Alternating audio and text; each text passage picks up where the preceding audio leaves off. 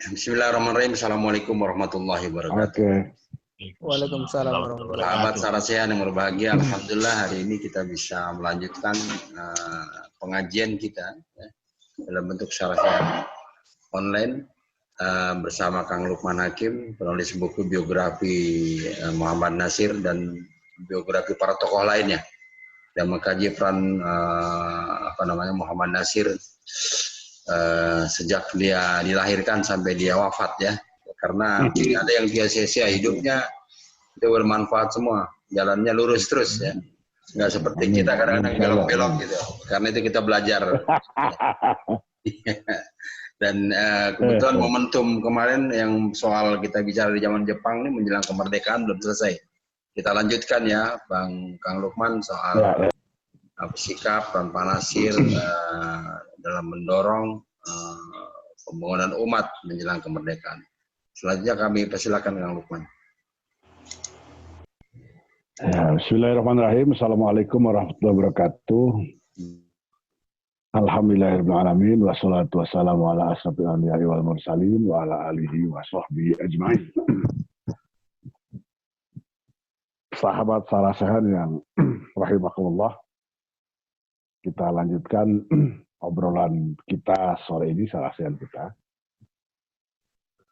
Sebelum melanjutkan, saya ingin merespon. Kemarin itu ada pertanyaan dari teman di Asahan ya, Asahan. Dia bertanya soal buku. Nah, ya saya ingin tunjukkan ini ada buku, ini terbit cetakan kedua ini, terbit tahun 2011. Ini biografi Safruddin. Safruddin Prarinega, lebih takut kepada Allah Subhanahu Wa Taala. Nah, ditulis oleh Aib Rosidi, penyair sastrawan kita yang terkemuka. Nah, ini saya kira masih bisa dibeli secara online ini. Insya Allah. Terima kasih. Jadi kita lanjutkan soal Jepang ini. Seperti sudah kita singgung, Jepang itu, tentara pendudukan Jepang mengizinkan pembentukan Majelis Syuro Muslimin Indonesia yang merupakan federasi dari 4 ormas Islam, yaitu Muhammadiyah, Nahdlatul Ulama, Persatuan Umat Islam Majalengka, dan Persatuan Umat Islam Sukabumi. Jadi ada 4 ormas ya, yang bergabung dalam Masumi ini sebagai ormas. Ini belum partai. Ketuanya, istilahnya itu ketua besar. Ketua besar Masumi itu Hadratus Syekh Haji Muhammad Hashim Asy'ari. Ketua muda Kiai Haji Abdul Wahid Hashim. Inilah yang sehari-hari mengemudikan Masumi ini. Nah, selain mengizinkan pembentukan Masumi, nah, ini para pemimpin kita juga meminta kepada pemerintah Jepang supaya diizinkan untuk menerbitkan majalah. Jadi para pemimpin kita di masa lalu itu sudah memahami benar pentingnya media komunikasi, pentingnya literasi. Jadi nggak cuma berdakwah bil lisan, tapi juga berdakwah juga bil kolam, dengan pena. Maka oleh pemerintah Jepang kemudian diizinkanlah diterbitkan majalah namanya Berita Muslimin Indonesia. Ya. Yang terbit setiap tanggal 1 dan tanggal 15. Rata-rata itu nggak terlalu tebal, halamannya itu 16 sampai 18 halaman. Formatnya kuliah. Jadi menarik, itu di dalam halaman daftar isi itu selalu dicantumkan keterangan telah diperiksa Gun Kemensuhan, nah, dengan seizin hudohan. Nah, itu begitu. Jadi isi majalah itu sudah diperiksa oleh tentara pendudukan Jepang. Nah, di dalam majalah itu berbagai tokoh Islam itu aktif menulis. Misalnya pemimpin Muhammadiyah, ya, Ketua Muhammadiyah Kiai Haji Mas Mansur itu pernah menulis judulnya Angkatlah Cangkulmu. Nah, itu soal pertanian. Hadratus Syekh Kiai Haji Muhammad Hasyim Asy'ari itu juga menulis keutamaan bercocok tanam dan bertani. Nah, bayangin ada kiai menulis tentang pertanian.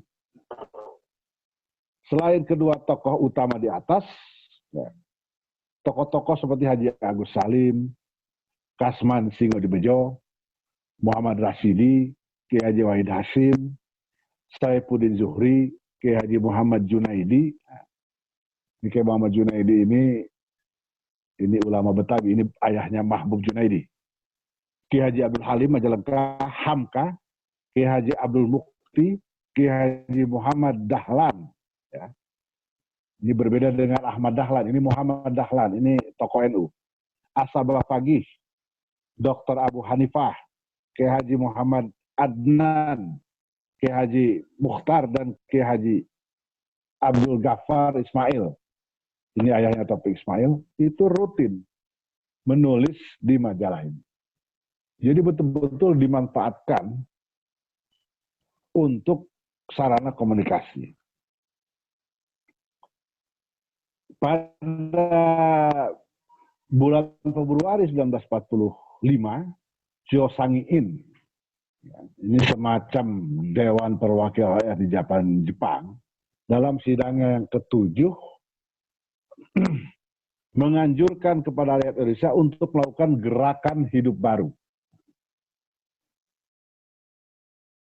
Sebuah gerakan dengan 33 butir pesan kehidupan. Nah, saya ingin bacakan 33 butir itu. Kalau zaman P4 dulu ada 45 butir. Nilai-nilai Pancasila ini 33 butir gerakan hidup baru. Yang digagas dari Jepang ini ya? Nah, ini Jepang ini. 33 butir. 1. Kuatkanlah semangat perjuangan dan kebaktian. Dan tanamlah semangat keprajuritan dan kesatriaan. 2. Kuatkanlah keyakinan pasti menang dalam pertempuran apapun. 3. Bulatkanlah kemauan dengan tekad yang tak kunjung patah. 4. Kuatkanlah rasa cinta kepada tanah air Indonesia dan semangat Asia Timur Raya. 5. Tundukkanlah kepada disiplin. 6. Kuatkanlah kepercayaan kepada kesanggupan bangsa. 7. Kuatkanlah semangat tolong-menolong. 8. Teguhkanlah iman dan hidup bertakwa kepada Tuhan dan jalankan segala perintahnya. 9. Junjung tinggilah adat istiadat dan kebudayaan ketimuran. 10. Kuatkanlah tata tertib disiplin terhadap diri sendiri. 11. Kuatkanlah kepercayaan dan penghargaan kepada diri sendiri. 12. Berantaslah sifat mementingkan diri sendiri. 13. Hormatilah ibu bapak. 14. Biasakanlah hidup bersih lahir batin. 15. Hormatilah adat istiadat hidup dan buanglah kebiasaan yang buruk. 16. Cintailah kebenaran dan keadilan. 17. Tepatilah janji. 18. Kuatkanlah keberanian tanggung jawab. 19. Jauhkanlah diri dari segala fitnah dan jangan memfitnah. 20. Setialah dan taulah berterima kasih. 21. Janganlah beromong kosong. 22. Golongan atas hiduplah bersahaja dan berhemat. 23. Pemimpin berilah contoh dalam kesederhanaan dan keikhlasan. 24. Tuntutlah pelajaran membaca dan menulis. 25. Tanamkanlah semangat belajar sendiri. 26. Biasakanlah bangun pagi dan lekas bekerja. 27. Kuatkanlah usaha menanami tiap-tiap ruang tanah dengan tanaman yang berguna. 28, pergunakanlah segala waktu yang terluang. 29, muliakanlah kerja dan hargailah kerja tangan. 30, jagalah keselamatan tetanggamu sebagai menjaga keselamatan keluargamu sendiri. 31, ikhlaslah mati untuk agama, tanah air, dan bangsa. 32, bersatulah rakyat Indonesia.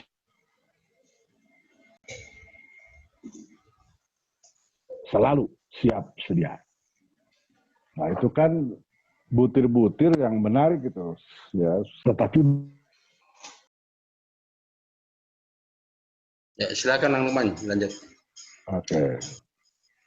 Jadi mengomentari 33 butir gerakan hidup baru itu, Haji Harsono Tjokroaminoto menulis di Suara Muslimin Indonesia, yaitu bahwa menurutnya DPR Jepang itu tidak akan menganjurkan gerakan hidup baru kepada Indonesia kalau tidak menghadapi masalah yang besar. Masalah yang menentukan bangkit atau robohnya bangsa kita. Masalah yang menentukan mulia atau hinanya tanah air kita. Ialah masalah Indonesia merdeka. Jadi mulai awal 1945 itu sudah tema-tema kemerdekaan itu sudah menggema. Ya, terlepas dari apa motif Jepang, tapi Jepang ini memberi angin. Nah, kata Harsono Tjokroaminoto,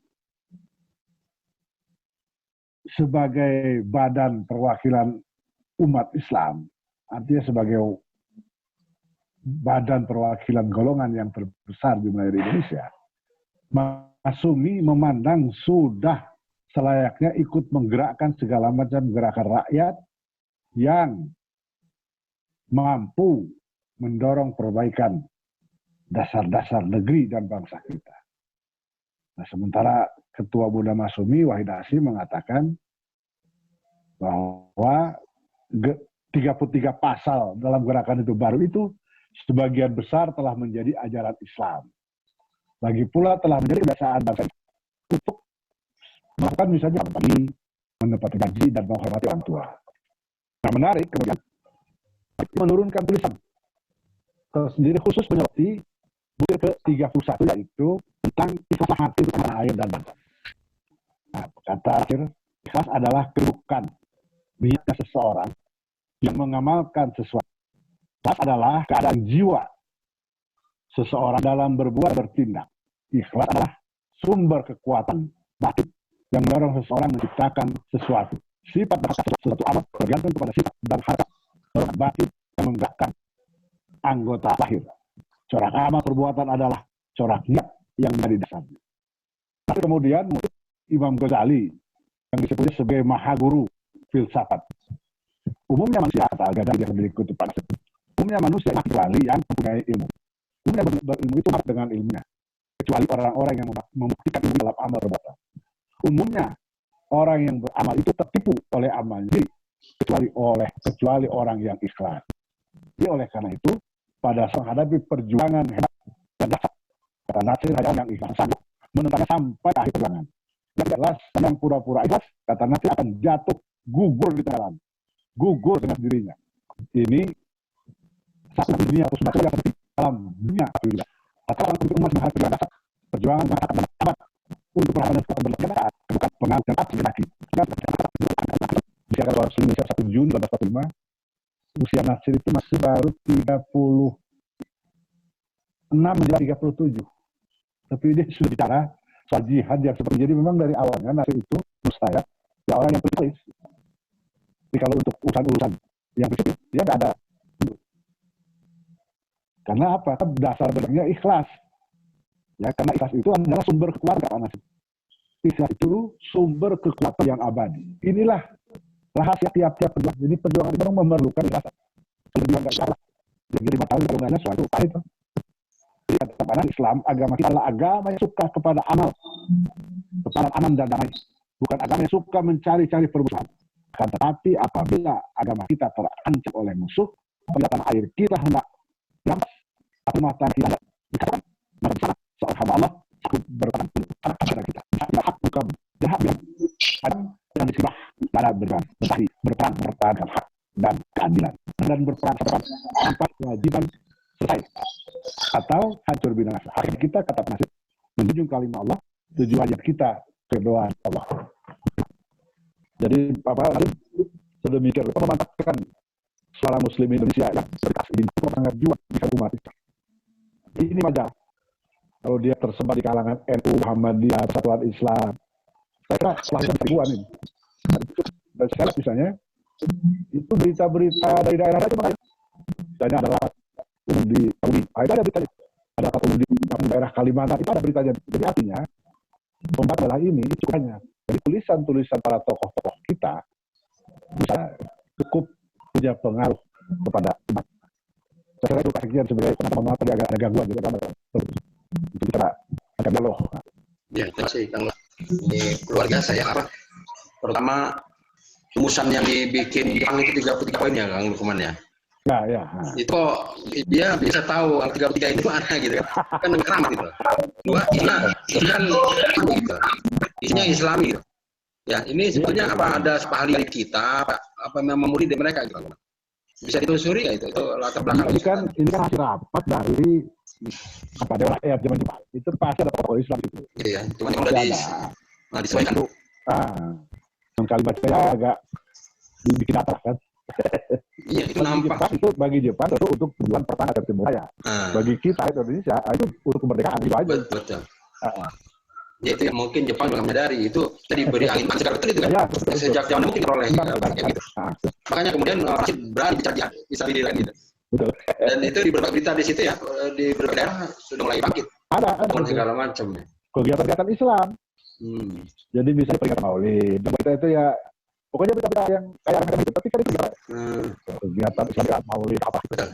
Jadi pada akhirnya kita bisa membaca bahwa kemerdekaan Indonesia itu sesungguhnya bisa dimulai dari itu ya. Dari awal kembali ketika Jepang memberikan tempat itu. Ya, dari mulai tahun 43 itu ketika ada mengizinkan berdirinya Maki Ormas Islam dari itu sebenarnya benih itu dari di sana dia sebenarnya izinkan bikin alhamdulillah Allah kata. Dan orang-orang yang berikut adalah kata umat. Nah, buat apa kita bisa lebih? Apa dia mesti yang baik kalau Allah berkata berkata tadi. Kalau itu sekali orang itu mungkin belum memahami itu gitu ya. Ya, kalau dari kemerdekaan siapa yang berhak itu bisa itu. Ya, tanda-tanda hadir. Bagi Jepang kan mungkin supaya dia membagikan semangat mulai itu dianggapnya mungkin berbeda jalan dengan Bung Karno dia tampil gerak rusak. Dan di situ ya kita kan kayak Wahid Hasim tadinya dia dibikin apa namanya dari para pihak yang masuk itu bergerak aja. Jadinya dia bilang ini untuk persiapan membantu Jepang untuk pecah perang. Gitu selalu namanya. Di beberapa Pak itu dia dengan dia kan kata sebelumnya gimana ada itu di sini. Nah, gitu. Itulah harus. Dan tokoh ada nggak yang menganggap ketika kalau dengan Jepang yang haram kali ya atau nggak pas gitu karena kalau lihat dari Indonesia itu semua spektrum itu kalau terang itu kan nulis nulis Abkasi di berbagai spektrum. Saya kalau ada suara ini itu bukan ekstrim, bukan harus. Oh ya, betul. Walaupun mungkin dianggapnya bisa jadi Jepang tidak Belanda. Iya. Ya teman-teman yang lain gimana? Ada pendalaman? Pasti mana? Sambil buka puasa nih, Pak Salim Mahali. Iya. Salim berarti ya? Iya. Kita kenal kayak peci. Itu ya. Peci putih itu. Yang menarik sikap Jepang ini. Ya dia makanya yang saya belum jawab yang belum lagi itu pemahaman tentang Islam itu. Soalnya kan kalau orang Belanda itu wah bahaya betul kan kalau udah muncul kata dari itu yang paling ditakutkan dia. Yang menarik ya, itu saya punya majalah NU Berita Nahdlatul Ulama. Nah, majalah itu terbitan tahun 38. Itu Berita Nahdlatul Ulama memuat pendapat orang Jepang terisap. Artinya kalau bilang di Indonesia itu Jepang tentang Islam. Apa ceritanya di situ? Sikap. Iya. Ya, artinya bahwa Jepang itu menghormati Islam. Ya tentu dia lah. Dia bilang bahwa kehadiran Jepang ini itu memunculkan kebanggaan kepada umat Islam dan bangsa-bangsa Timur. Kan menarik karena pada tahun 1895 itu Jepang mengalahkan Cina. Tahun 1905 Jepang itu mengalahkan Rusia. Jadi memang bangsa-bangsa kulit berwarna itu bangga dengan kehadiran Jepang. Betul. Itu bayangin ada orang pendek, kulit kuning, kok bisa mengalahkan orang Rusia, ya kan? Bangsa kulit putih yang besar-besar itu. Nah, ada kebanggaan itu.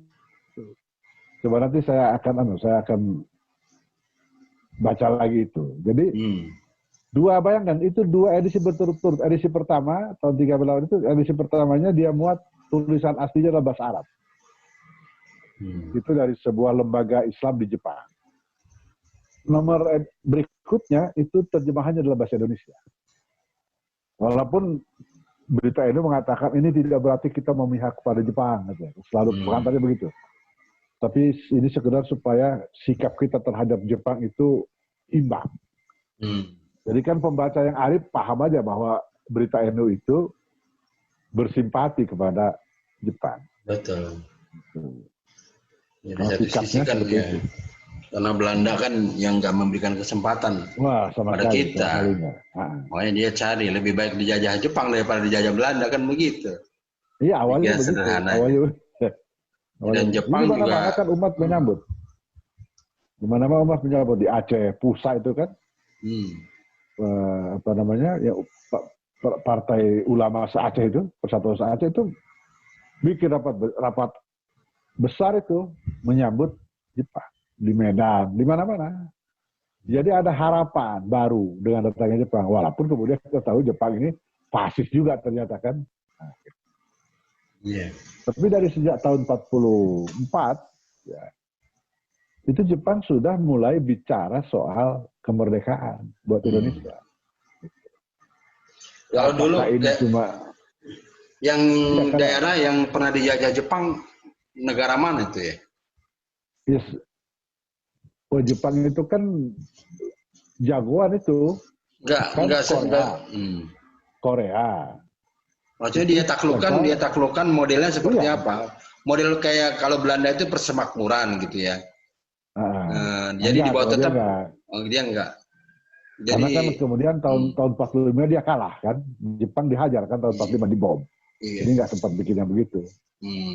Di Korea, Cina, kalahnya semua melawan lagi Jepang. Dia persekutuan aja kan. Dia mencari sekutu. Nggak sempat.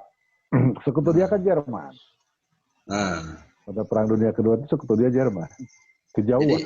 Jadi memang dia tidak bermaksud menguasai ya, menaklukkan, tapi mempersekutuan kayaknya gitu. Jangka pendeknya kan begitu. Makanya dia memberikan angin segar untuk kemerdekaan gitu loh, Kang Lukman. Ya, walaupun dia tentu ada maksud-maksud terselubung lah. Iya, kita nggak paham ya. Ya kan sejarah kemudian memahami. Tapi ini menarik ya.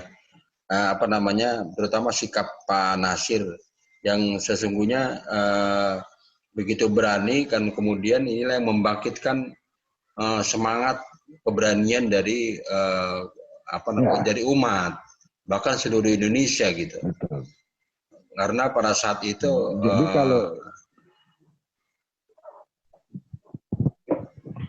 kalau soal jihad itu sampai semua pemimpin kita itu bicara jihad. Nasir bicara, terus para ulama di Sumatera juga bicara tentang jihad. Ya. Nanti sesudah proklamasi, sesudah kemerdekaan melawan Belanda itu, tentu yang paling berwibawa itu tentu seruan dari Hadratus Syekh Basari, resolusi jihad. Tapi itu tidak satu-satunya. Betul. Itu paling sedikit itu ada 5 gitu, termasuk dari Sumatera. Para ulama Sumatera menyerukan jihad. Para ulama di Jogja menyerukan jihad. Pak Nasir malah 1 Juni 45 sudah menulis tentang hakikat dan tujuan jihad kita. Jadi bergelora betul semangat jihad itu. Iya, sudah ini kan apa memang keberaniannya kan berangkat dari awal-awal tahun ya mungkin ya. Dari bahkan sebelumnya. Mungkin itu hikmah yang kita ambil Kang Lukman, betapa penting ya menggelorakan kembali kepada jihad gitu. Man jahada fa innama yujahidu li nafsi. Itu kan buat kita semua berjuang untuk umat, bangsa dan negara ini. Jadi dimulai dari keberanian kita memakai menginspirasi kata-kata jihad yang dulu ditakutkan kan gitu. Ya, saya kira begitu. Silakan mungkin terakhir beberapa menit Kang Lukman menutup dengan beberapa kata barangkali ya menutup session ini. Kita bisa lanjutkan besok gitu. Silakan Kang Lukman. 5:30 juga. Ya, saya ingin mengakhiri ini dengan bercerita, tapi dia agak di luar ini, tentang akhlak para pemimpin kita itu. Ya, contohnya adalah Saprudin Prawira Negara. Ketika Saprudin itu turun gunung, menyerah sesudah PRRI ini, sudah selesai PRRI, kan ada keluar tahun 61 itu, keluar amnesti. Sesudah amnesti, Pak Saprudin kemudian menyerahkan diri. Ketika menyerahkan diri, yang pertama kali disampaikan oleh Pak Sap kepada tentara yang menjemputnya ialah tentang masih adanya harta PRRI yang disembunyikan di satu tempat. Yang tahu tempat itu hanya Saprudin dan seorang stafnya. Jadi kata Saprudin, saya ingin menyerahkan itu kepada negara. Tadinya untuk PRRI, tapi karena PRRI sudah selesai, maka akan saya kembalikan kepada negara. Bayangkan itu, hanya Saprudin dan stafnya yang tahu. Maka dicarilah, hanya ketemu, digali. Apa coba? 29 kilogram emas batangan. Artinya 20 kilogram emas mulia itu batu. Iya kan? Emas 24 karat, emas mulia itu batangan. 29 kilo. Kalau saya, yang tahu kan cuma staf, bagi dua aja kan selesai. Iya kan? Itu kalau Kang Lukman, kalau saya bagi sendiri aja. Nah, saya tidak tahu. Sudah digali. Ya, Pak Salim.